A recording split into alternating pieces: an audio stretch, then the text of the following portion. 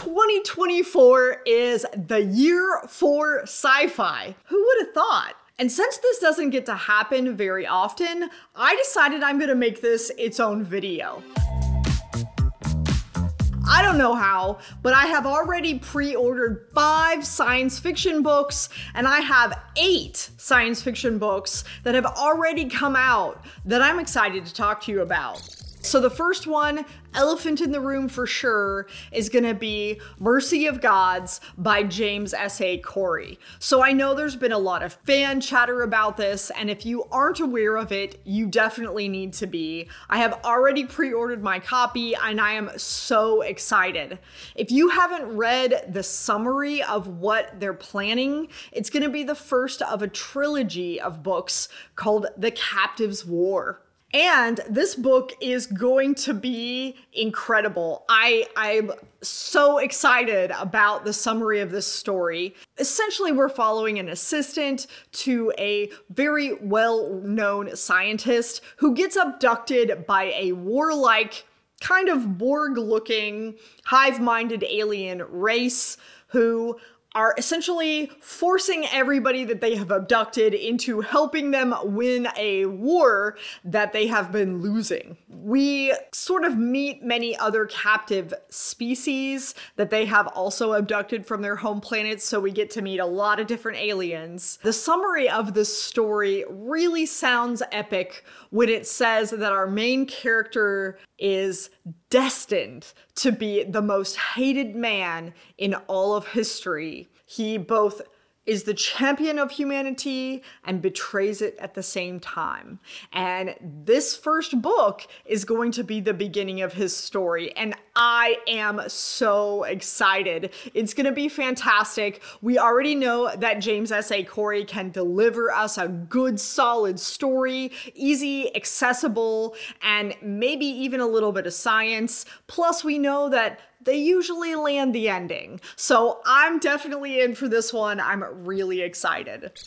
The next one is gonna be a slam dunk for me, at least, and that is the beautiful cover of Alien Clay by Adrian Tchaikovsky. This one I have had my eye on for a while, and it's already out in the UK, but because I'm in the US, it's not coming out until fall. I believe sometime in September. September 3rd. Which means I have to wait for a really long time. But it looks like it's getting really good reviews from the UK viewers. This book is gonna deal with humanity discovering some ancient alien ruins, and a main character who gets sort of banished from Earth to go work in a labor camp at this very hard, very harsh world, sort of excavating the ruins. And it kind of reminds me a little bit of the Prison Planet Cage of Souls vibe, but apparently it's supposed to be a very different story, and I'm gonna try Adrian Tchaikovsky's stuff, so I'm in. He always seems to have a different style in every single book. He has a different way of going about the story, and I'm really excited to check out what Alien Clay has to offer. Plus that cover, I mean, it's so eye-grabbing, right?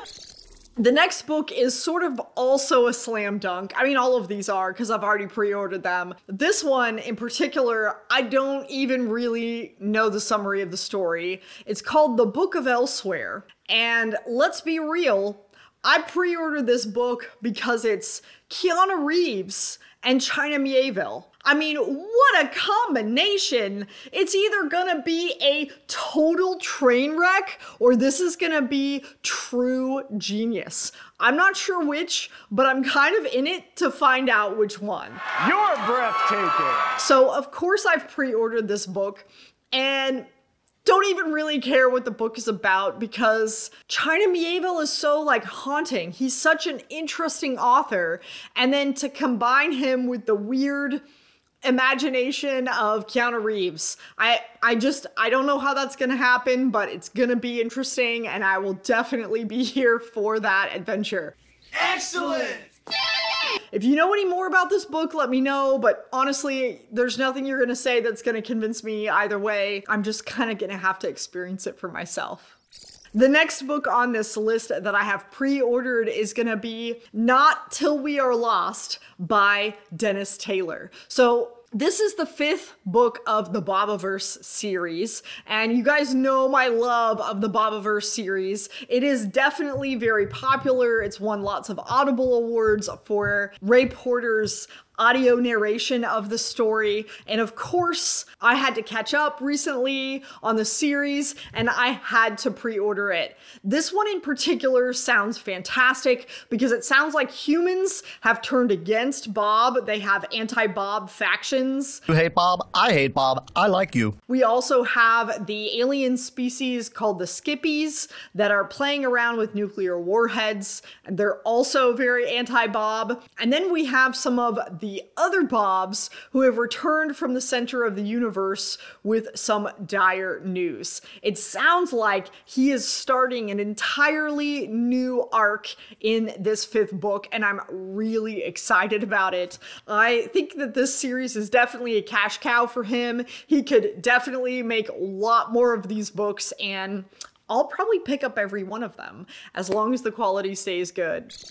And then we have the 5th and the final book, is one that I'm sure none of you are surprised about, and that is Usurpation by Sue Burke. I did not know that there was going to be a 3rd book in this series that's coming out, but I'm so ready for it. It's already been pre-ordered and I'm already excited. It looks like it also is going to come out as a paperback, which I really appreciate because that would go with my other 2 books in the series that are paperback. The cover looks beautiful and it looks like we follow Steveland's progeny as they go to Earth and then try to see if they can train the humans of Earth. I don't know anything more about the story than that, but I have loved the quality that she put into Pax and the story with Steveland in Semiosis and the follow-up book Interference, and both of them were just as good as the last, and I really cannot wait for this 3rd book. I'm really excited. Now, The Half is a book that I haven't quite pre-ordered because I'm still deciding What to do? What to do? And you guys will have to let me know if you know anything about this one. This is a Peter Hamilton book that's called Exodus, the Archimedes Engine. Now, this book is apparently a tie-in of a RPG space game. So I'm not really sure if that means that they gave him reign to write whatever, or if they gave him a lot of really tight parameters and he just kind of sold out. So I'm not really sure which one this is going to be. And I think that I haven't really completed a whole lot of Peter Hamilton myself. So I probably need to get to Pandora's Star before I pick this one up. But it just sounds so interesting. It definitely covers a multiple generation who are exiting from Earth for many reasons in which the planet is dying. And we have a lot of main characters who were born in space and are constantly on this journey to get away from Earth. It sounds like there's going to be some adventure because, of course, it's becoming a game, so it's got to be pretty awesome. But I'm not sure. I'm not sure yet. I have days where I'm convinced that I need to get this book, and I have days where I think that maybe this might be a sellout. I know that's really terrible to say, but let me know in the comments if you have other thoughts on this one. I am open to suggestions.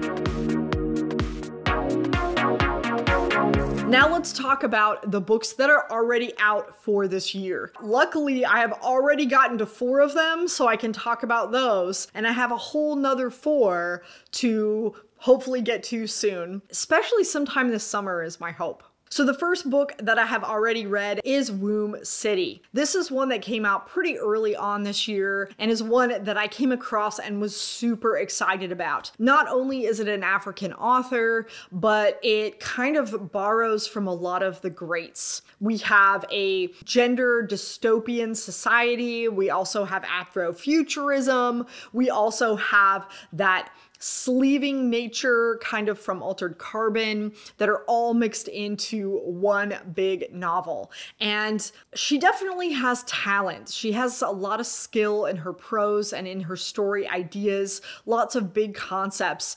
But I think we can agree that the first 2/3 of the book and the last third of the book are very different in tone, and they appeal to very different audiences, and they don't really go together.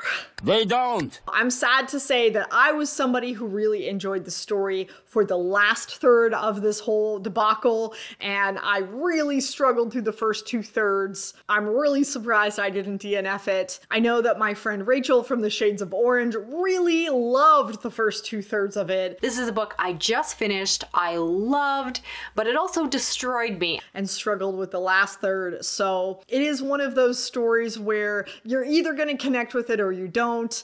And if you want to know a little bit more specifically what I had a problem with, you can definitely go check out my Goodreads review. But otherwise, I probably didn't enjoy this book and wouldn't recommend it for me. Next is going to be a novella called The Tusks of Extinction. This one I picked up because it is the second ever work by Ray Naylor. And I really loved his first debut novel, Mountain in the Sea, and I really wanted to see what he was capable of for a novella. This one is a famous conservator of elephants and advocate against the ivory trade, gets her consciousness placed in a mammoth that they have raised from the dead, essentially, like Jurassic Park style, I guess. And while the technology of this never gets discussed, it seems to imply that it's many, many years in the future. And she's trying to teach the mammoths how to be mammoths because nobody is around to kind of help the herd. Nobody knows elephant instinct the way that she does. This book really doesn't touch a lot on the technology, but I was really impressed. Naylor's prose is always really smart, really tight. I thought he had a lot to say in one little tiny story of a novella, which is something that I really appreciate rather than it feeling very superficial. However, I did feel like this book had a little bit of an agenda or a very preaching message. It really gut punched you with a lot of information about elephant poaching and the ivory trade, and I just, it was really hard to read through, and I think he did that on purpose. He even had an author afterward about how and what his experience has been on that. And while that's great, I think that not everybody will love it, but I, in particular, did. I thought it was great, especially for like a quick little novella. I thought this one had a lot of maturity, a lot of nuance, and a lot of potential, so I'm really excited to see what else he comes up with. The next book that I have read this year is Service Model, another Adrian Tchaikovsky novel. I like that guy. Man, this guy, he's like definitely out Brandon Sanderson. Is he out Brandon Sandersoning Brandon Sanderson? Anyway, Service Model definitely sounds like Adrian Tchaikovsky read Murderbot and said, I could do that a different way. And he did. Boy, did he do it. In this book, we follow an AI character who is made to be a butler. This butler's whole goal in life is to find another human to service as a butler because his last master was killed by his own hand, and is kind of whisked away on this adventure, and it discovers a little bit more about what's going on in the bigger world.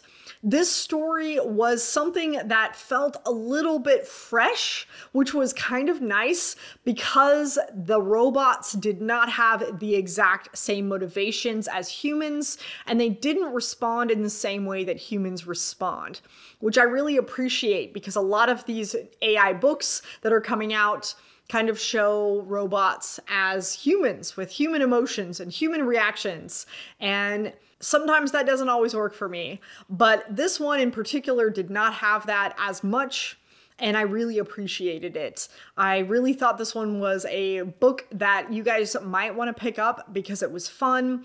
It was a little bit dry because you don't really connect to this character, but at the same time, you're not really supposed to. And Tchaikovsky uses this kind of dry character to kind of insert a lot of dry wit and humor and have some statements about human society as a whole that I think wouldn't hit well if he didn't do it with a straight AI face, if you know what I'm saying. I know what you're saying. This one had a little bit more nuance in it than I got out of Murderbot, at least about the statement about human culture and things like that. I really liked it. I thought it was a good book. It's not my 10 out of 10 favorite, and it definitely doesn't hit Children of Time out of the park, that's for sure. But it was a fun book, and it would be something where if you're looking for something else to read this summer, I would consider picking it up. The last book on this list that I read from this year is a book that I just talked about called Those Beyond the Wall by Micaiah Johnson. This is the second book in the series that followed Space Between Worlds. Space Between Worlds was definitely a dark, gritty dystopian novel that was all about alternate realities. And you could only travel between either any of these alternate realities or multiverses if you were dead in that multiverse. And so, of course, the people who have the worst luck are the people who are able to most easily move around in the multiverse. This second book is a lot longer and is a lot easier to follow than the first book, in my opinion. It's the same or similar characters, but told from a different perspective. I really thought this particular novel was way better than the first and shows that the author is improving and growing in her style and her characterization. And I really liked this one a whole lot. But of course, as I mentioned before, Rachel from Shades of Orange really didn't. So, you know, to each their own, if you will. Now let's go over the 4 books that I haven't gotten to. And since I haven't gotten to them, I don't have a great summary for them. So I'm just going to kind of go through them quickly and put them on the screen. The first one is going to be Red Side Story by Jasper Fforde. This one is the second book that follows Shades of Grey. That's a dystopian where humans are differentiated by how much color they can differentiate. Kind of interesting. This is a story that I've been waiting for forever, and I just haven't gotten around to reading it quite yet, and I'm really excited to. The next one is Escape Velocity by Victor Manitobo. This one is his second book and takes place on a luxury resort space liner where a lot of rich people are kind of dealing with their own silly problems, and then something really terrible happens at Earth, and then they become stranded on this luxury liner. What really caught my attention about this book more than anything else is that a lot of the reviewers have already reviewed this book, mentioned that this is kind of a Titanic vibe, where he really discusses a lot of class system in this luxury liner, and yet there's quite a lot of humor in it. So Titanic in space kind of sounds pretty awesome to me. I can't wait to pick that one up. Then we have a book called Mal Goes to War. This one is by Edwin Ashton. And it's the same gentleman who wrote Mickey 7. This is another AI-inspired book where he watches humanity kind of destroy itself and gets to make a whole bunch of moral and hard decisions. This one looks a lot more lighter than maybe Service Model was and is a little bit more superficial, but I really enjoyed the writing style of Mickey 7 so much that I'm kind of excited for it. And the last one on this list is Stardust Grail by Yumi K. I don't know her last name. This one caught my eye because this is her second book, but it's not related to anything that she's written before, at least that I can tell, and really follows an art thief who is the best in the business in space. And of course, she gets sucked back into the business somehow, some way in this story. And it's kind of like an Ocean's 11, but in space, and that sounds awesome. I don't know if that's exactly what this book is going to be, but that's kind of the vibes that I get from reading the synopsis, so this is one that I'm really excited about. And that does it for all of my 2024 books that I'm really excited about, that I've pre-ordered or that I really hope to get to soon. There are more, but I decided to cut the list a little bit short. Let me know in the comments section down below if there's any big ones that I missed or anything that you think I should add. And until next time, you guys, see ya.